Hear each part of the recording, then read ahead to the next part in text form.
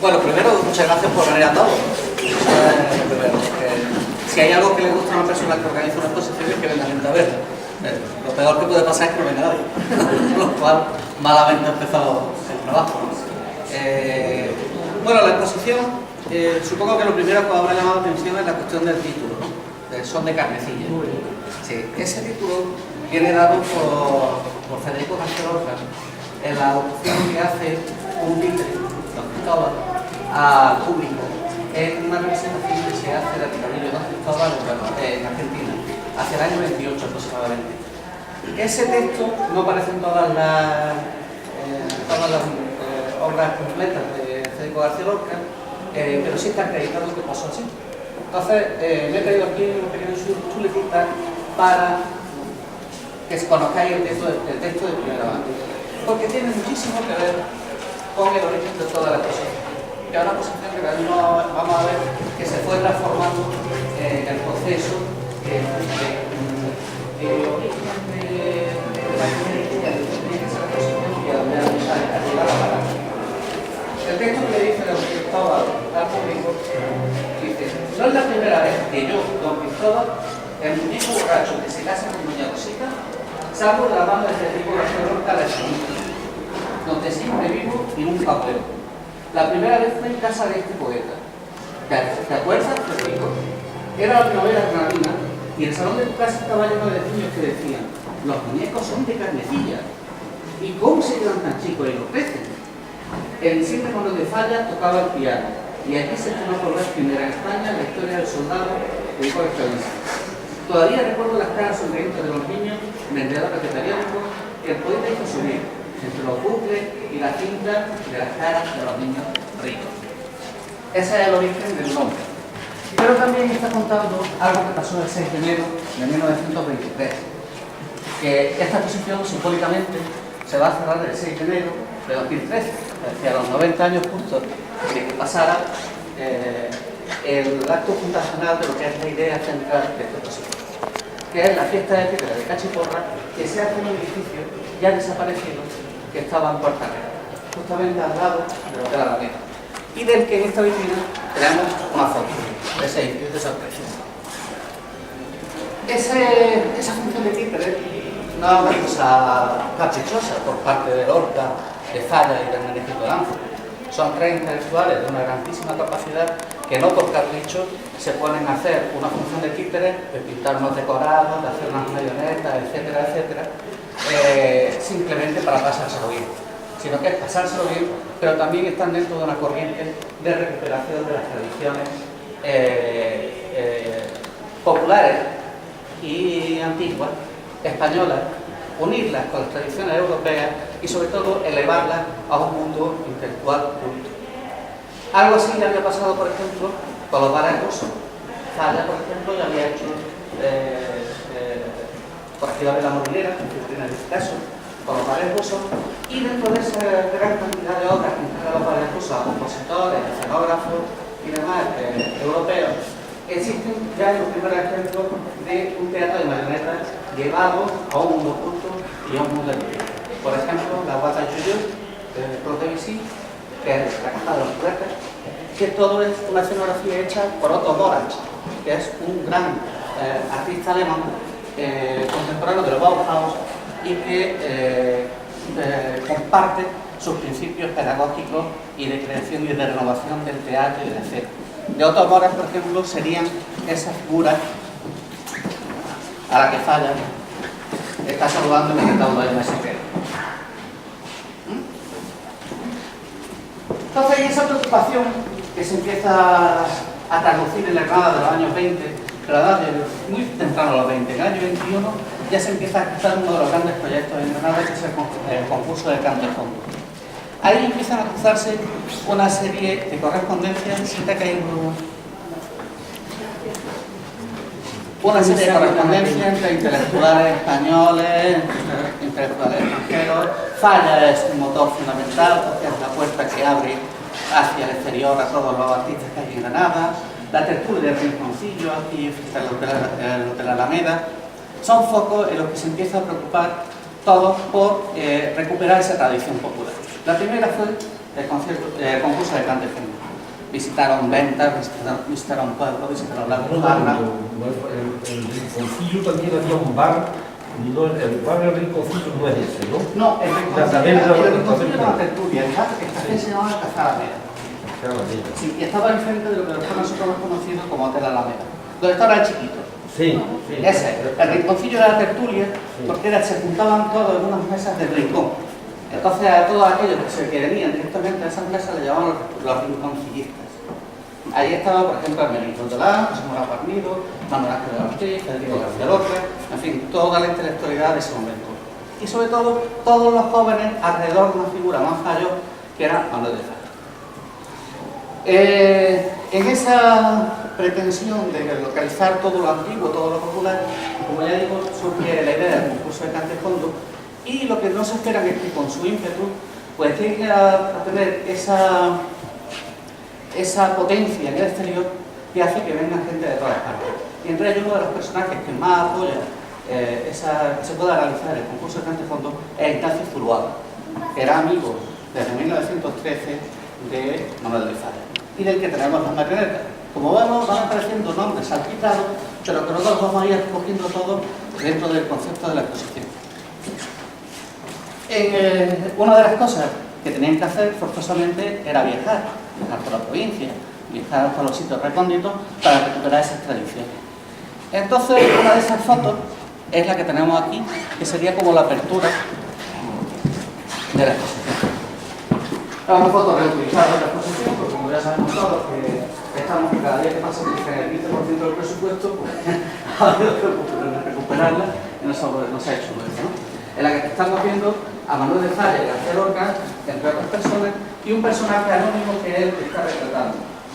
Con mucha posibilidad, ese personaje anónimo que está haciendo la fotografía puede ser Ernestina Lanza, que es la otra pata del trípode que hace que sea posible la fiesta de Reyes de 1923. Están viajando por un pueblo, se discute si es la Alpujarra, si es de la comarca de Guadalajara, pero el hecho es que están haciendo ese viaje y están recopilando información para todos sus proyectos. El concurso del cante fondo pasa, pero se queda un proyecto en el aire, que es las funciones de títeres de Cachiporra. Y para eso ya tendríamos que venir a esta vitrina. Gracias, si queréis.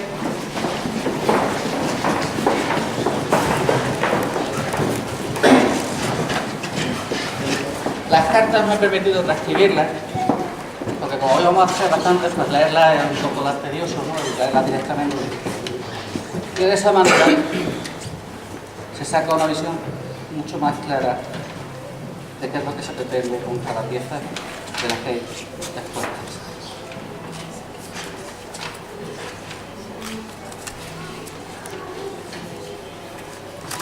Esta es una carta.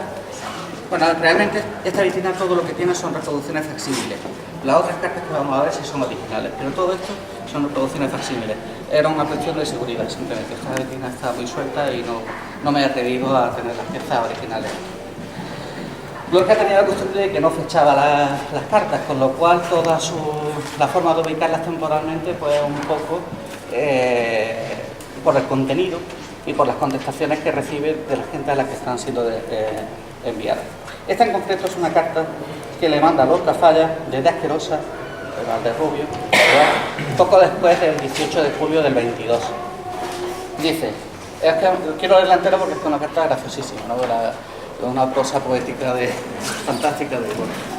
Dice, queridísimo don Manuel, dos puntos, los dos puntos los escribe entre paréntesis.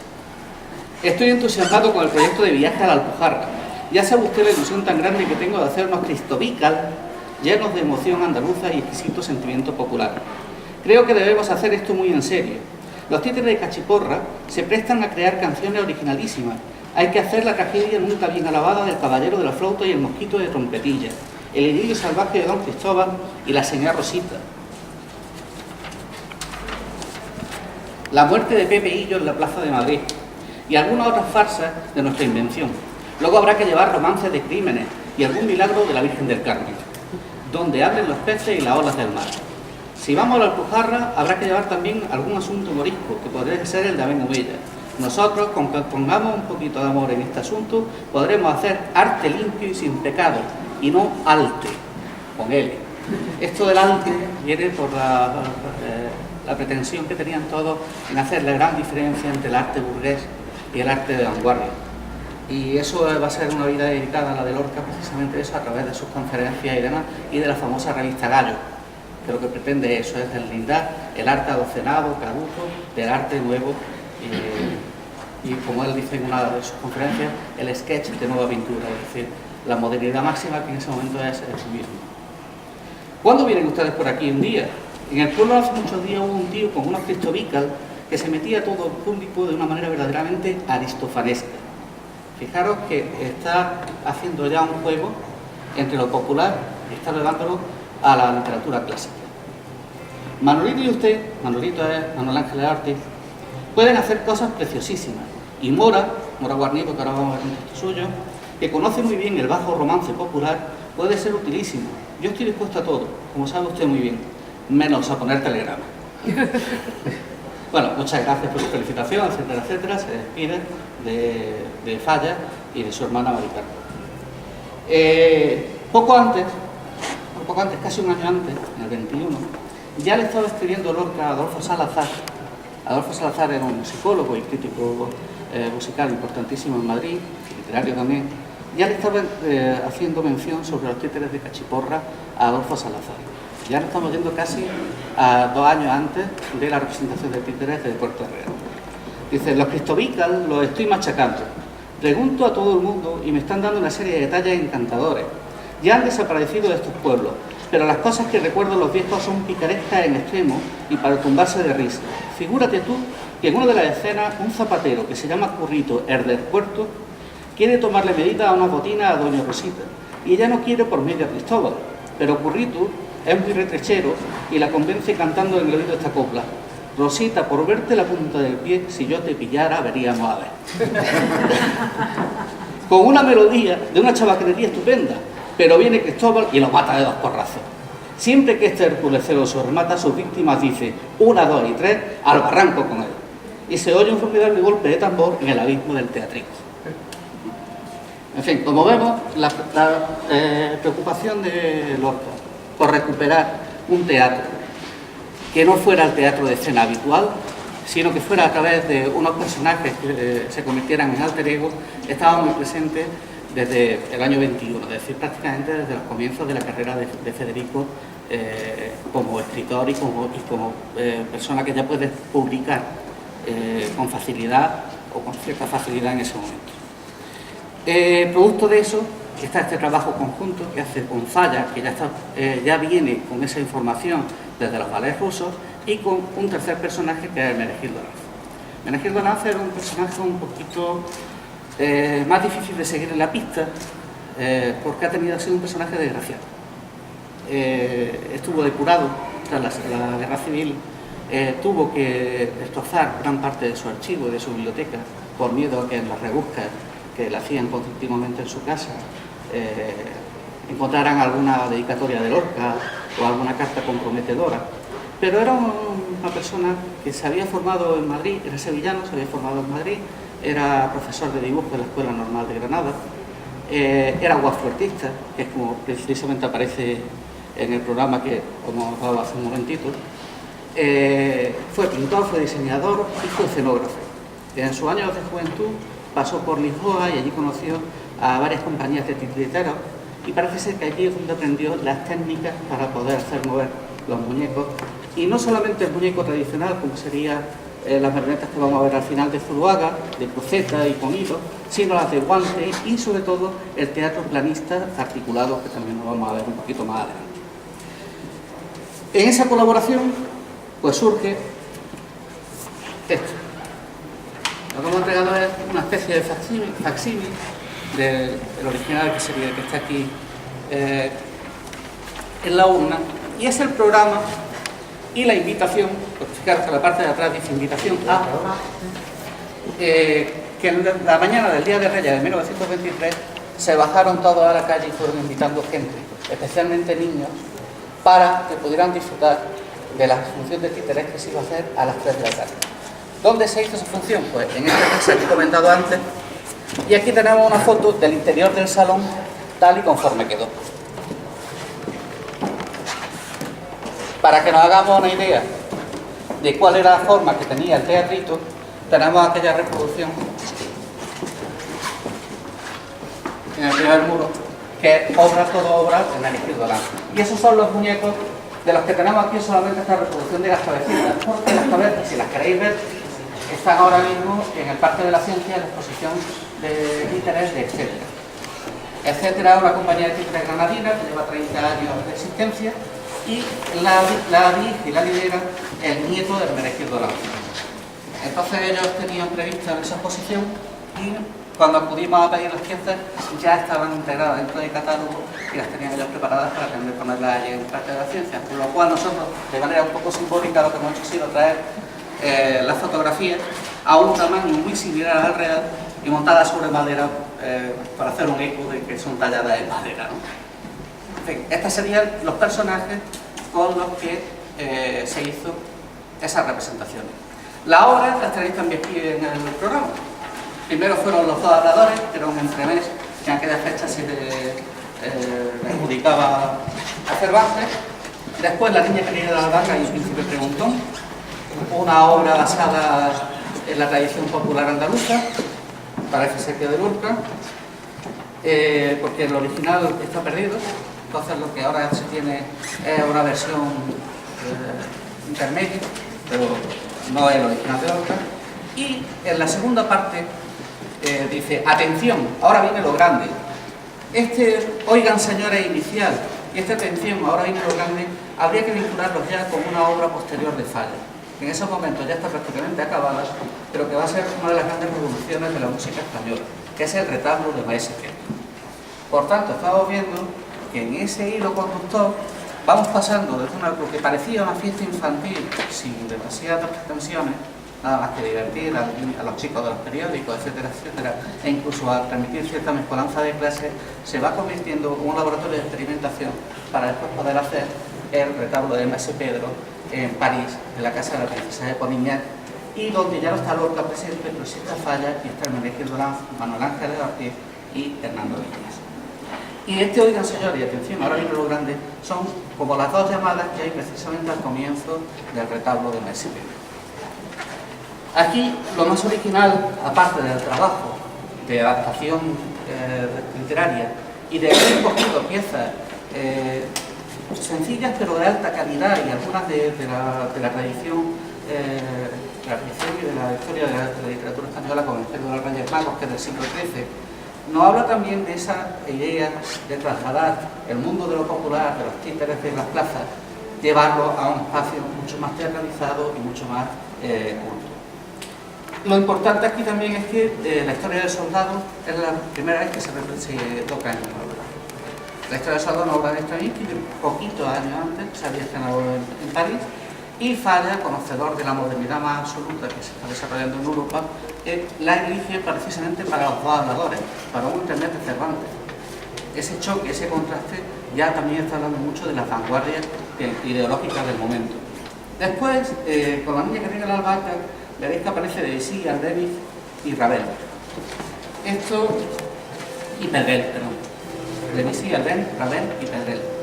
Esto siempre se ha dicho, y yo lo creo, lo han dicho los musicólogos, que es un pequeño homenaje que hace Falla a sus maestros. Debussy es la persona, el músico que lo acoge en París bajo su ala y que le permite vivir lo suficientemente bien como para poder componer La noche en los jardines de España.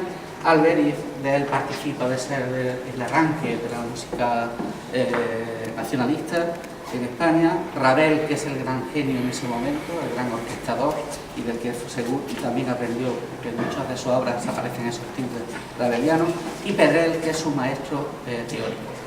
Pedrell hizo la compilación de casi toda la música antigua que se conocía en ese momento en España y la pasó a una notación que se pudiera interpretar, por lo cual hizo una recuperación musicológica tremenda. De hecho, Dalí le decía que esa recopilación era el diccionario de Pedrell. Y aquí están haciendo un pequeño homenaje a todos estos compositores. Esto se completa en el Misterio de los Reyes Magos con la recuperación también de las cantigas de Alfonso X Bolsán. Como veis, esto es un programa, no es para niños. Esto es una obra de teatro de tres piezas con una música de altísima calidad y que está haciendo, si esto se hubiera hecho en París, hubiera pasado a los anales. Pasó en Puerta Real, en la acera del Casino 23, en la casa de la familia Lorca. Pero es el germen de luego lo que va a ser el retablo de Maese Pedro y por tanto la proyección hacia el exterior. Los títeres en España se habían empezado a ver también como una posibilidad expresiva importante a partir de Benavente, a principios del siglo, con el teatro de los niños. Era una preocupación que él tenía y que fijaros que incluso en la reproducción que tenemos aquí de la embocadura del teatro aparece el teatro de los niños. También aquí hay otro velado homenaje a Jacinto Benavente y a ese cuidar la educación. Volvemos otra vez a contar con la educación de la enseñanza, la residencia de estudiantes, etcétera, etcétera. En esta vitrina se completaría con una prueba más de que esta representación no se hizo de una manera tan altruista, sino que había un interés de que esto se pudiera propagar. Son dos de las noticias que aparecieron en prensa. Una es La Voz de Madrid, el 12 de enero, esto pasó el 6, el 12 se estaba publicando en un periódico de tirada nacional. Y otra es la revista de La Esfera, esta sí fue un mes y pico después. Nos interesa especialmente algunos párrafos de La Voz. Apareció el día 12 y luego el día 19 también. Es un artículo que se titula Crónicas Granadinas y dice: el teatro guiñol español es de una gran antigüedad. El Maese Pedro de Cervantes, es decir, ya está empezando a anunciar el Maese Pedro, llevaba ya un retablo perfecto. El retablo es el teatro. Indicador de un arte muy madurado, popular y culto a la vez. Pero la manifestación culta de este arte se desvanecía en la historia y permanece, en cambio, la manifestación popular, cristalizando en un personaje típico, Cristobicas, que es un Falstaff, cuyo espíritu espera a un poeta que lo concrete y le dé forma de tipo humano. Cristobicas, el bufón popular del guiñol español, lleva un traje rojo, cascabeles y una gran porra. Esta gran porra es el símbolo de la justicia inapelable. Otros personajes del guiñol español son la señora Rosita, que unas veces es joven, ingenua y preciosa, y otras vieja alcahueta, o Corrito el del puerto, que siempre hace de galán. Aquí hay una cosa que es este personaje, que al principio es el que hace las funciones de Cristobicas, es decir, el que lleva la porra y va correando, que siempre se ha dicho que era, por otro texto, que lo manejaba García Lorca dentro del teatro, pero que aquí iba con un sombrero de ala ancha, claro, de señorito andaluz. Entonces, este es ese Currito del puerto que siempre hace de galán.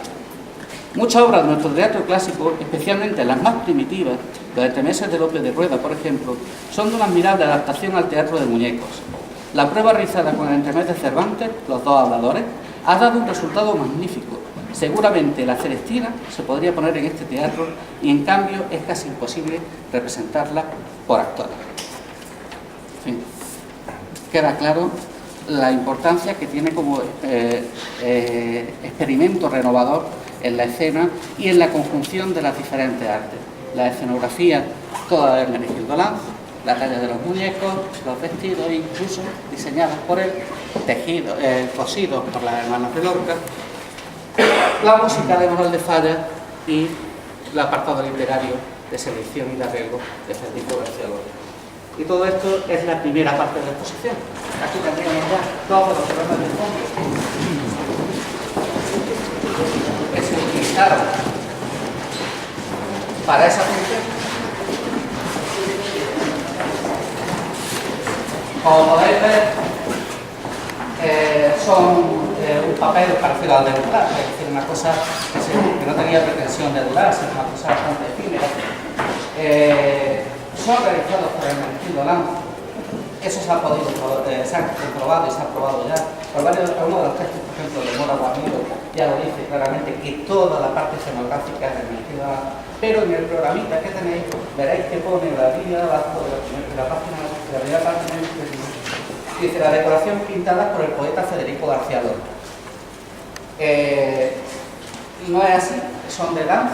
El propio Lanz, en un programa que le manda a sus padres que están en Sevilla y a su novia que está en Extremadura, tacha ese renglón por Hermenegildo Lanz, por detrás rellena la invitación, se la hace Sofía Durán, su mujer, y debajo le añade una nota diciéndole: guarda este papel con mucho cariño, porque esto no es cualquier cosa, esto es un experimento, una nueva forma de entender el arte en España.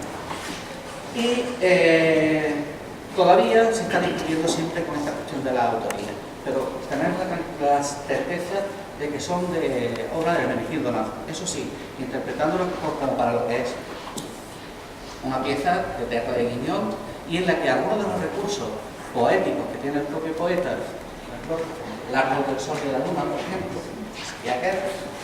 están dentro de ese imaginario, pero la hechura es propia de Hermenegildo Lanz. Otras cosas porque Lorca jamás llegó a manejar un pincel. Todo lo que conservamos de Lorca son dibujitos a pluma o a lápiz, y son nunca de este formato. Aquí hay alguna persona que sabe interpretar los espacios, los volúmenes y sobre todo los diferentes planos que luego va a haber en escena en la embocadura de los tenores. Seguiríamos. Bueno, estos decorados se hicieron para entender de que os estaba hablando. Que el Ayuntamiento de Granada, que es el propietario de estos tenores, porque hay algunos más, pero todos son propiedad de la Fundación Lorca. No. Aquí, si te fijas, la impresión que te puede dar es un dibujito de Lorca.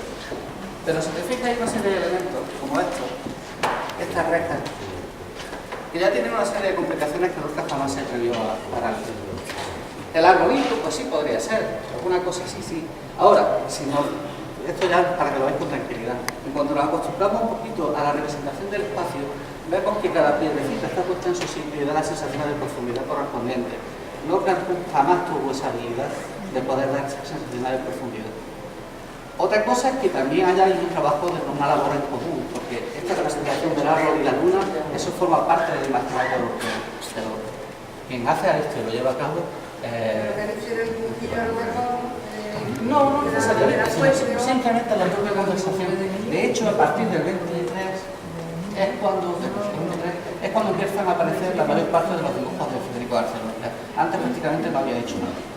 Eso también está tratado, porque hubo una exposición hace bastante tiempo en Barcelona que se dedicó exclusivamente a los dibujos y se pudieron catalogar y datar. Aquí Hermenegildo Lanz realiza este boceto. Por desgracia, estos fondos los hemos perdido todos. Pasaron a la familia Lorca, se quedaron allí depositados.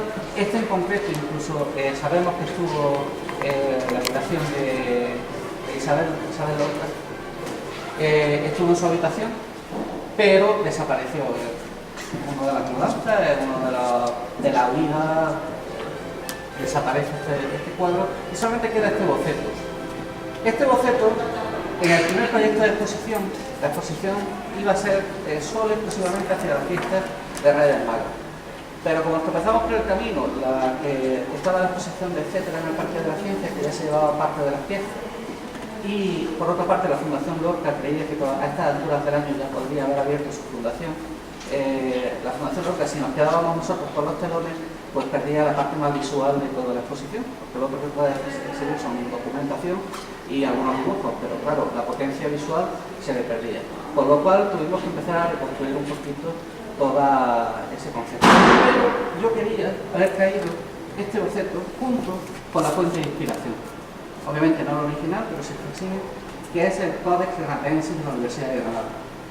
Es un libro de la antigüedad de Fernando, del siglo XIII creo que es, en el que tiene una gran colección de viñetas lineadas y aparecen estos paisajes. Y es que esto va a ser también otra constante. El retablo de Maese Pedro también va a pasar. Manuel Ángeles Ortiz va a utilizar como fuente de inspiración las pinturas al fresco del Palacio del Cuzco en Bizna, e incluso Hernando Viña va a utilizar algunos elementos de las pinturas de las casitas del Pártaro. Y los personajes también. Esto es el teatro planista. Pasamos de esos títeres de cachiporra, de guantes, que teníamos en las primeras representaciones, pasamos a unas figuras que se van deslizando. Esto realmente, eso lo hemos explicado casi todos, por lo menos mi generación ya existía esto. Esto fue una invención inglesa que en España penetró muy poco, fue del siglo XIX, pero que Lance conocía y que lo articuló. Y se hizo nada más y nada menos que 150 figuras, de las que se conservan aproximadamente 30. Pero esto fue, por lo que se ve, el gran éxito que Mora Guarnido dice que los niños estaban encantados por la agilidad y la velocidad con la que pasaba la historia, al tiempo que las cantigas de Alfonso X el Sabio la almibaraban, ¿no?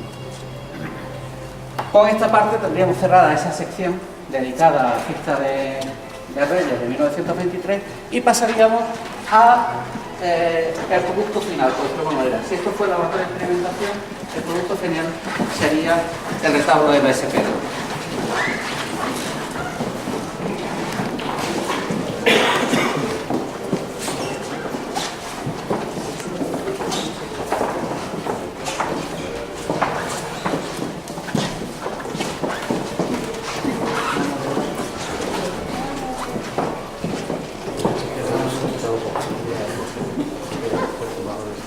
El retablo de Maese Pedro fue un encargo que le hizo la princesa de Polignac en 1918 a Manuel de Falla y se lo hizo con cierta premura. Es decir, estaba dispuesto a pagar los costos totales de una obra, de una pequeña cámara, ópera de cámara, para que se representara en su palacio parisino, pero tenía que ser prácticamente ya. 1918, a finales de 1918, primero de 1919. Se estrenó a mitad de 1923, porque ese era el ritmo de trabajo de Falla. Falla en la vida podría haber hecho ese encargo de ninguna de las maneras. Además, Falla por esa fecha, el idilio profesional que había mantenido con María de Cárraga y sobre todo con Gregorio Martínez Sierra llega a su final, por desaparecer con Gregorio Martínez Sierra, y se encuentra que tampoco tiene ni siquiera libretista para poder abordar el trabajo de la ópera, de la pequeña ópera de cámara que era el retablo de Maese Pedro. Entonces tiene incluso que él hacer la parte de texto. Y se nota porque si no te cuentan muy claramente la historia, te pierdes. Porque es un poco la literatura que él ha metido dentro de su historia, un poco como su música, que es que se construye música además para luego ir limpiando y quedarse con la esencia. Y tanto es la esencia que a veces hay mucha gente que se pierde con la narración de retablo de Maese Pedro. Se hace por fin en 1923, fijaros que es el mismo año en el que se ha hecho la fiesta de títeres, en junio, y hasta abril no le dice a Hermenegildo Lanz que ha hablado con la princesa de Polignac y que le encarga las cabezas, las manos y los bocetos para la escena segunda, que es la torre de Melisendra. Por desgracia, de aquella función teatral de París no se conserva prácticamente nada. Se quedó todo, o gran parte de las piezas se quedaron todas en París. Los descendientes de la princesa de Polignac dicen que a lo mejor en los almacenes de alguna de sus casas y de sus palacios puede que esté, pero que no tienen interés por el momento por recuperarlo. Nosotros tenemos aquí precisamente uno de los bocetos, que lo veremos al final, de la torre de Melisendra. Y explicaré cómo iban articuladas los diferentes planos. Y estas fotos esto es un montaje sobre todas las fotos que hizo Hermenegildo Lanz poco antes de salir de Granada y que gracias a eso sabemos cómo estaban talladas esas cabezas. Porque si no, lo hubiéramos perdido completamente. La foto de abajo... Perdona, son tallas de madera. Talladas de madera. Son talladas de madera, ¿verdad? Cartón piedra. No, es madera. Es tallado a la madera. Esta se nos ha pasado, pero por ejemplo, hay un personaje, ahora lo vemos si queréis. Hay varios personajes que recuerdan a Fuente. Hay uno que recuerda a Santa Dalí. Hay otro... Sí, también. Sí. Hay otro que, bueno, no puede ser como lógico, pero vamos, es prácticamente el hijo de Hermenegildo Lanz, ya de viejo. La premonición. Y hay uno que está tallado en forma cubista, a base de triángulos, de facetas triangulares. Es muy interesante esa cabeza. Esta es la foto del estreno en París. Con lo cual aquí tenemos, por ejemplo, a Falla, detrás está Manuel de Ortiz. En fin, hay una serie de personajes, todos proyectados en las carteles. Y esta es la envergadura del teatro.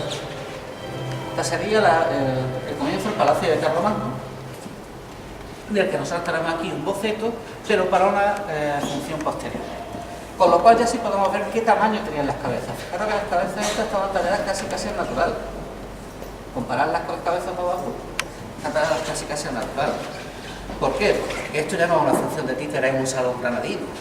Esto ya se está haciendo en un teatro. Y ya las dimensiones que se requieren no son las que nosotros entendemos de los cristovistas de Plaza Virrambla, sino que ya esto requiere escena. Y ya tiene todos los artificios de la escena. En las decoraciones trabajan con Ángeles Ortiz y trabajan también Hernando Viñes, que hacen bocetos, hacen varias de las figuras planistas y entre todos pues sacan para adelante el proyecto. Ya digo, en el caso de Lanz tuvo escasamente 2 meses para poderlo realizar y además incluso con tropiezos, porque ya cuando estaba todo preparado y embalado para llevárselo, tenía que ir a Sevilla para coger el tren que lo pudiera dejar en París, le anuncian que se tiene que llevar un niño de Sevilla para arriba para que haga el Trujamán, y entonces se encuentra el pobre que no tiene dinero, tiene que pedir dinero, tardan en mandárselo, es decir, un auténtico desastre, ¿no? Esto fue en el 23. En el 25 se hace en Sevilla, que aquí tenemos el recorte de prensa del Liberal del 30 de enero. Y se hace con unos muñecos completamente diferentes, porque ya no están los muñecos de París. Es más, ese lapso de tiempo que hay entre el 23 y el 25 habla de que realmente hubo que rehacer prácticamente todo. Entonces, a partir de ese momento, Hernando Viñes y Manuel Ángel Ortiz lo que hace es que demandan a casa del Hermenegildo Durán sus bocetos, que eso lo podemos ver ahora a continuación, parte de su posesión. Y Hermenegildo Durán lo traslada todo al formato, a este formato que estamos viendo, de teatro, lo traslada todo y se lo lleva a Sevilla y lo monta. Este es el artículo de prensa que hace referencia a esa función. Porque en Sevilla, en el año 23 también, ya se había tocado el retablo de ese Pedro, pero sin representar. Había sido una audición para ver qué tal sonaba. Tras esta función del 25, por la Orquesta Bética de Sevilla, se sabe que se llevó por diferentes ciudades, por Elche, por Barcelona, por diferentes sitios, que se fueron deteriorando, y los muñecos aparecieron al final en un almacén de una compañía de títeres de Cádiz que se llama La Tianonica. En 1974 aparecieron, pero aparecieron, y tal y conforme aparecieron, fueron autentificados por José María Pemán como de Picasso, con lo cual los dueños de estos títeres se negaron rotundamente a que estos títeres fueran del Hermenegildo Durán, porque claro, lo que valía era ser que fueran de Picasso. Ha fallecido este hombre, lo tienen los herederos, se han repartido las piezas. No sabemos qué pasa, si se conservan, si no se conservan, si siguen cabezonados con esa autoría. No, lo de la Endera es más difícil porque está siguiendo la pista de estas piezas, la está siguiendo hasta Reina Sofía, porque la Reina Sofía está al quite de que cuando aparezcan en la venta hace derecho de retracto y quedarse, pero el hecho es. Y después, en el 26, es cuando se hace otra representación, que ya es la última, en la que colaboran Lanz, Manuel Ángel Ortiz y Hernando Viñes, que es en Ámsterdam. Se hace en Ámsterdam con uno de los grandes directores del momento, que es Willem Mergander, uno de los grandes directores holandeses del momento, director del Conservatorio de Ámsterdam, y se hace con la dirección de escena de Luis Buñuel. Y lo tenemos aquí en la esquinita, esta es la foto. Y aquí la diferencia fundamental es que si aquí los personajes principales, es decir, los personajes que cantan o que no son el teatro de marionetas en sí, sino que son los personajes que fuera viendo el teatro de marionetas, eran muñecos también, mientras que los 12 solistas cantaban en el foso. Aquí los propios cantantes ya son actores, están con una máscara, pero ya permanecen en el escenario. Es decir, hemos dado otro paso de evolución al retablo del Maese Pedro, porque en el fondo el retablo del Maese Pedro, la historia cervantina del Quijote, es la inclusión del teatro dentro del teatro. Nosotros estamos viendo una representación escénica de una gente que está viendo otra representación escénica. Nosotros estamos viendo la representación escénica que pasa en el siglo XVII, de lo que está pasando en el siglo XVII, que nos está contando algo que ha pasado en el siglo X, que es el rapto de Melisenda. Y esa es la idea de ese juego del teatro dentro del teatro, es decir, otro punto de esa modernidad. ¿Se sabe, José, por qué Lorca se retira del proyecto? No, es que con el retablo no permanece, no está un valor. No, el retablo fue único porque tiene fallas antes de llegar a Granada, porque en el 18 fallas llegan al 20, y Lorca no había en el trabajo para nada. Otra cosa es que sí acudió a Manuel Ángel García como diseñador, porque era el artista más prometedor que había usado en Granada, y que tras el éxito de la fiesta de títeres acude a Hermenegildo Lando para que haga las cabezas, porque nadie las puede solventar como él, porque Manuel Ángel Ortiz es pintor, no tiene la capacidad de hacer la talla ni de hacer esas cuestiones de juegos de planos de la escenografía. Entonces, a partir de aquí, todo lo que tenemos son, bueno, casi todos, son bocetos realizados para la función del año 25 y 26, tanto de Manuel Ángel Ortiz como de Hernando Pino. Aquí tenemos la diferencia. Fijaros aquí como ese retablo, dos plantas con columnas, dos columnas. Aquí, sin embargo, ya ha quedado reducido a una sola caja, con esta moña cubista de drapeado. Este es el boceto para la embocadura del teatro hecho por Manuel Ángel Ortiz para Ámsterdam. El primer telón que tendría, que sería la presentación, el retablo del SP, episodio del famoso Don Quijote de la Mancha, que escribió el muy ilustre don Miguel de Cervantes Saavedra. Aquí, como he dicho antes, los bocetos son muchísimos. Todos los conservó Hermenegildo Lando, y gracias a eso hoy los podemos tener y los podemos estudiar. Aquí hemos cogido una pequeña selección, porque el espacio no permite ponerlos todos. Pero he traído algunas de las cosas que jamás se habían expuesto en Granada. Eso también ha sido una de las intenciones a lo largo de la exposición, que se vieran piezas que no se habían visto habitualmente. Porque muchas de estas piezas se han visto en diferentes exposiciones con otros conceptos, por ejemplo la figura de Hermenegildo Lando aislada o alguna cosa del retablo de Maese Pedro, pero nunca dentro de esa historia que surge desde el origen de la fiesta de títeres y que abarca todos los artistas que trabajan por encargo directo de Manuel de Falla. Entonces este sería el boceto para la Torre de Melisendra. Este es un boceto para telón con esta composición prácticamente casi chinesca. Está recortado el telón, que es una cosa que también es interesante pero ya para apreciación del estudio, porque la foto de Sevilla aparece una embocadura que solamente se explica si esto fuera, esta parte central fuera un telón que se descubriera. Y aquí ya está recortado lo que nos da esta pista, porque en esa foto realmente lo que cabría como telón sería Sancho Panza y Don Quijote, basado en las pinturas del Palacio del Cusco de Bizuma. Aquí tenemos el juego de bambalinas para articular los diferentes espacios de la escena del teatro, figurines incluso, un par de figurines, hay bastantes más, ya digo. El Palacio de Carlomagno, que tiene algunas diferencias con el que tenemos allí, en la fotografía de París. El boceto del 23 para la Torre de Melisendra, que este sí es de las poquitas cosas conservadas de esa fecha. Acercaros, si queréis.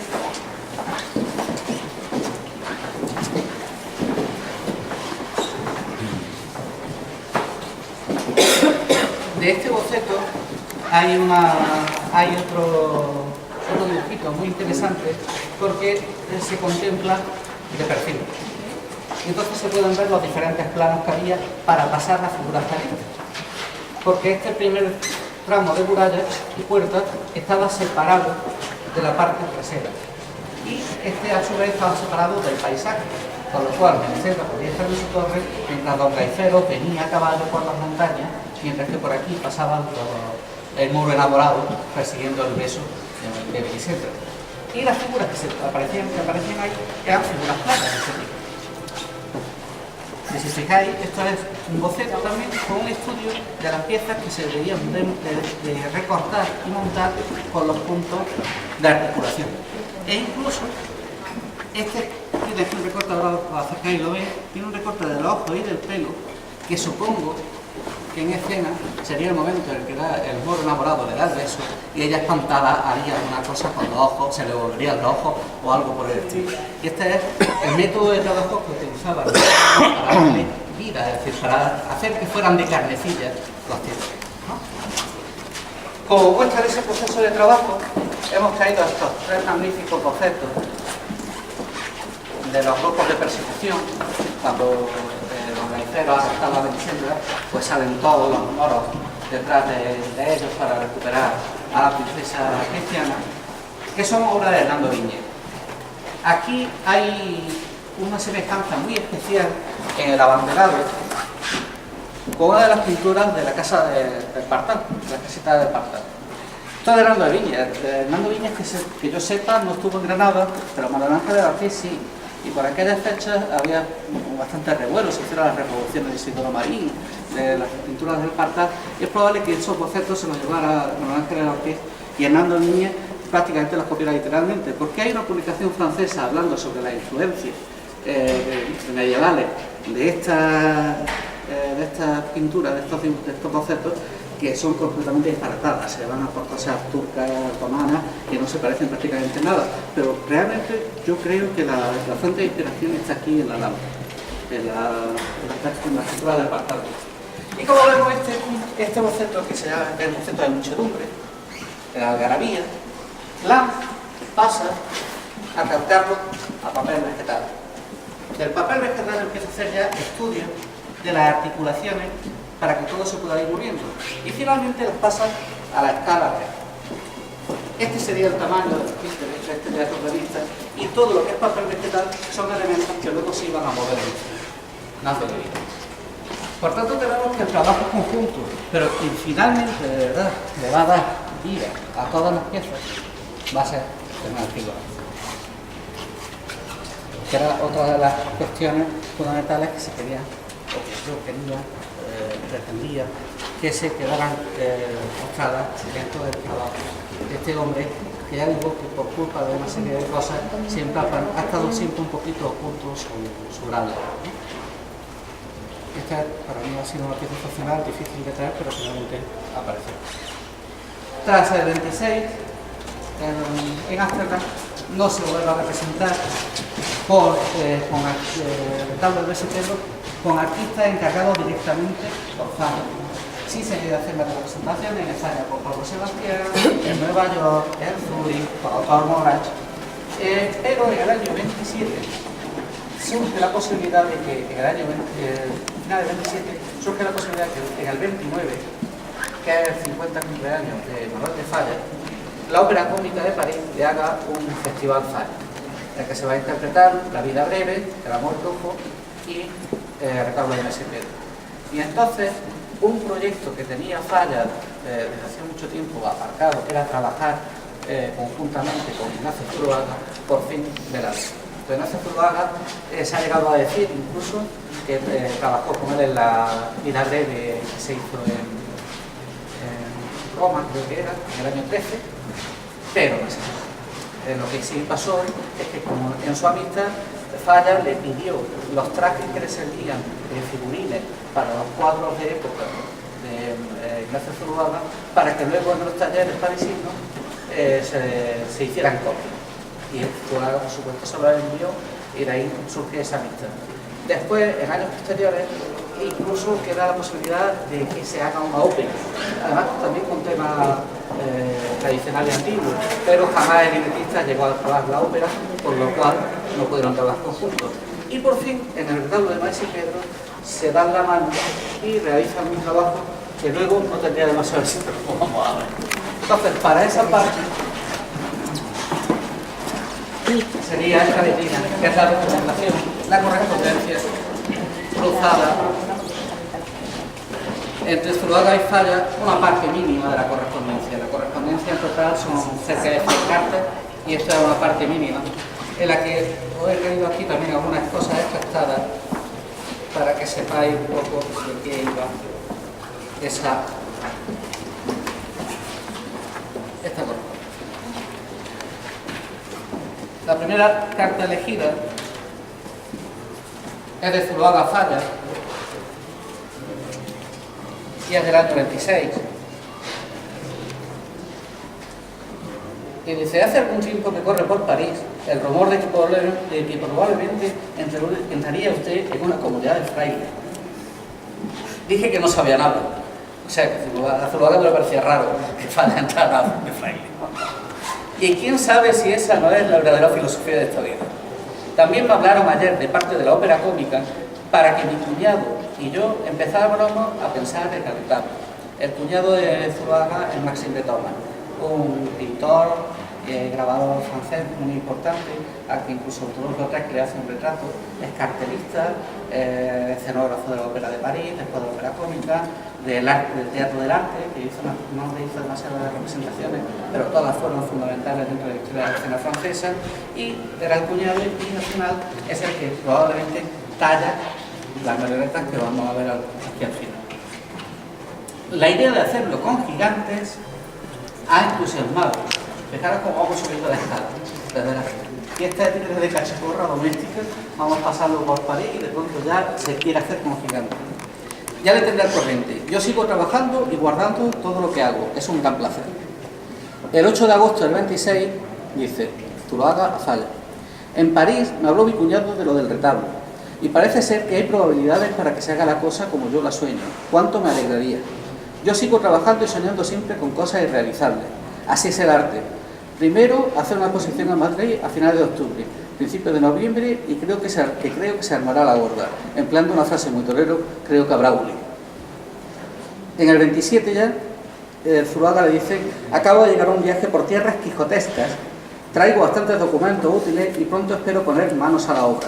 Esos documentos útiles son todos esos dibujos que van pasando en la proyección, y que son las cosas de Caínos de Segovia, tipos populares que luego los va a adaptar a que sean el personaje de Ventero, el personaje de Sancho, etcétera, etcétera. Es decir, en el otoño, el verano-otoño del 27, Zuluaga trabaja solo y exclusivamente para hacer el retablo de Maese Pérez. Con miedo veo que la realización de mi primera idea ha de ser muy difícil, pues habrá grandes dificultades para hacer mover las figuras de 3 metros. Esto se queda pequeño cuando vayáis a ver la exposición de etcétera en el Parque de la Ciencia, porque allí las figuras son de 5,5 metros. Pero ya el origen está. En fin, de todas maneras pienso hacer 2 proyectos, el fantástico y el razonable. Espero ir a París a principios del que viene y creo que a finales del mes de noviembre lo tendré casi listo. Le iré dando la pista. Más adelante, también el 27, dice que le está diciendo que ya está dando la vuelta al retablo, que todo va bien, que tiene problemas para hacer andar y gesticular al Quijote con esas dimensiones, y le pregunta que cómo se había hecho en Zúrich. Y aquí hay una parte que sí es interesante, porque dice, cuando últimamente estuve en Madrid, donde el mes que viene instalaré a mi hijo en la residencia de estudiantes, el señor Jiménez, director de dicho centro, me manifestó el grandísimo deseo que allí tenía de dar el retablo en la misma forma en que se dio en la casa de la princesa de Colignac, y yo les prometí ayudarle, en la medida de lo que pudiera. No hay constancia de que se hiciera la residencia de estudiantes, y eso sería lo más lógico, porque en principio a esas alturas el retablo de París había desaparecido y ya estaría almacenado, y que hemos hablado antes, que estaría en paradero desconocido. Luego hay otra carta de Zuluaga Falla, que simplemente está relacionada con esta foto que le manda, que es el Maese Pérez, que tiene aquí una característica muy curiosa. Los marionetas van por una parte, los personajes que tienen papel, Maese Pedro, el Quijote, el Trujamán, se hacen de cartón, de cartonaje, una especie de papier maché, y se hacen como los cabezones. Es decir, los cantantes tienen que entrar dentro de esto, se cae como una especie de chaleco, sin mangas, para que puedan entrar. Claro, esto está muy bien desde el punto de vista de escena, pero a la hora de cantar no se ve bien. Con la mano aquí de tío. Culpa de ese detalle. Hay una carta por ahí en la que hablan de que no de nuestro incomprendido hijo. Hay un par de cartas más de Falla que abundan sobre el mismo tema, y finalmente, si hay una carta, que es esta, en la que Roque falla de actividad Zuluaga, diciéndole que va a ir a Venecia a hacer una nueva representación de interés y que le están invitando a hacer una representación en Sicilia, que probablemente sea por la famosa ferramenta siciliana, pero que si Zuluaga está interesado en volver a trabajar en esa fecha.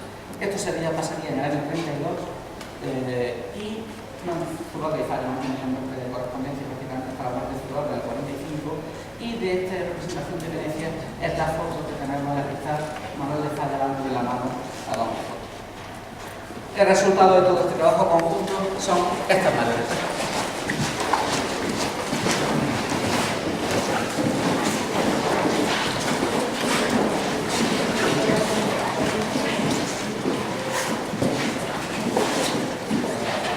Estas marionetas volvieron a Zumaya, la casa de y estuvieron allí guardadas en el Zuluaga muere en octubre del 45 y en diciembre del 45 se hace el Teatro María Guerrero con un festival de óperas.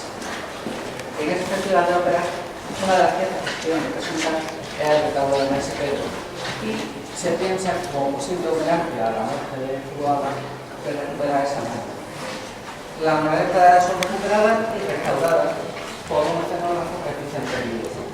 De esa manera, no sea por un encargo directo de Falla, se une una artesana de la época a la retablo de Maese Pedro, pero con una inclusión porque los trabajos encargados por Manuel de Falla. Ahora son 7 figuras: el rey Marsilio, el rey Moro, la guarda del rey, Carlos Magno, el moro enamorado que está aquí, está raptando a Melisendra, y Don Gaifero a caballo persiguiendo al moro para recuperar a Melisendra. Y en la transparencia de la vitrina, pues tendríamos la escena tal y conforme está imaginada por Zuluaga. Es decir, eso sería la boca del teatro, y dentro del teatro, estos serían los personajes, como hemos dicho antes, los jovenzuelos, Don Quijote, que van pasando, Sancho, veis que son como chalecos sin manga. Y hay un dibujo, el que se ve toda la escena, se hace la coloreada que hemos visto, hay un dibujo donde se ve la caravana donde estaba apuntado el retablo de los títeres, es decir, donde se tienen que mover, y tiene como paisaje, para jugar con la zona de la escena, lo que pasa es que no sé si finalmente es un tiene como paisaje un punto de la luna. La dama con las construcciones de la muralla que se salen de lógica. Entonces, de Vicente Vive, como él no puede utilizar la fotografía, esa sensación y claro, restaura las manos, que gracias a eso se han conservado, está creando una foto de teatro, las manos, y realiza nuevos decorados de nuevos bocetos para las diversas escenas.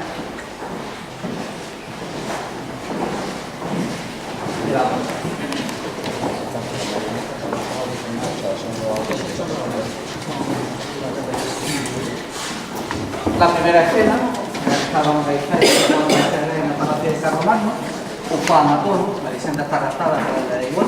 Carlos Magno entonces le recrimina y dice, bueno, ¿esto qué es? ¿Qué tipo de caballero es? Entonces ya se anima el hombre y ya dice, bueno, vamos a rescatar al centro. Ella, mientras tanto, está en su torre, en la torre de Melisendra, en Sansueña, en Zaragoza, y está ahí todas sus penas, y el moro enamorado que salta. El sultán, el rey Marsilio, se enfada con el moro, empiezan a perseguirlo, le dan escarmiento, que es la primera vez que dentro de la obra del retablo de Maese Pedro, el Quijote se opone y dice que esto no es así, que eso no son las cuestiones, los usos de los moros, sino que son esas cuestiones más que cristianas, que por favor que corrijan, que si no la había. Don Gaifero a caballo por los Pirineos en busca de Melisendra, y la plaza de Sansueña. Aquí en la plaza de Sansueña es cuando se le ocurre decir a Trujamán que suenan las campanas en las unidades de las mezquitas. Entonces ya es cuando Don Quijote saca la espada y le corta la cabeza a todos los muñecos y se acaba. Bueno, y con ese acaba la obra, pues también se acaba la exposición. Solamente ya el saludo de Falla al títere de Don Quijote como si fuera de carnecillo. Así que espero que os haya gustado.